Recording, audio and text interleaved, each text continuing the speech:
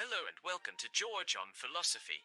I'm your host, George, and today I'll be broaching a topic that has intrigued, baffled, and frightened individuals for thousands of years. Do we just cease to exist when we die? At the heart of this question lies another existential inquiry, which is the definition of we.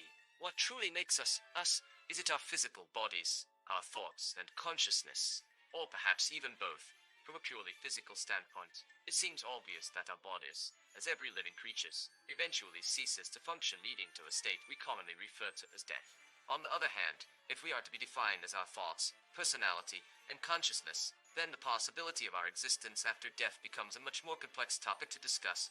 Many religious and philosophical beliefs propose ideas of an afterlife or reincarnation, suggesting that some part of us continues to exist even after our bodily demise. Can our thoughts, consciousness, exist independently of our bodies? This is a question which still remains largely unanswered and speculative.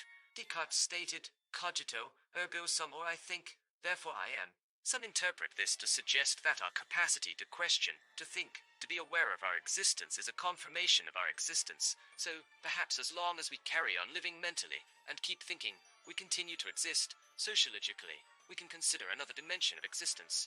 Our influence, ideas, and memories continue to exist within those who knew us or were affected by us. One may argue that in this sense, we do not completely cease to exist from a physicist's point of view.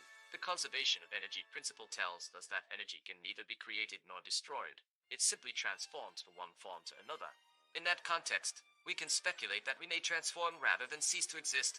However, regarding consciousness, the most significant question remains unanswered. If our consciousness manages to persist after our physical bodies cease to exist, where does it go?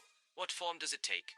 These questions surely send us into the labyrinth of mysteries. Some will derive comfort from the belief in continuity, of a soul, of an existence beyond the physical. Others might find solace in the simplicity, the prospect of returning to stardust, of an end concluding our unique and singular life journey.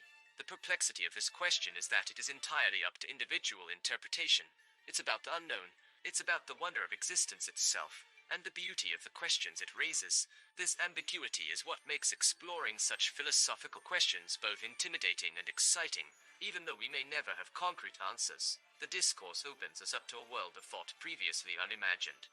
Whether we believe we transcend to an ethereal plane, reincarnate, or simply cease to exist, it all boils down to our personal views on life, consciousness, and existence itself.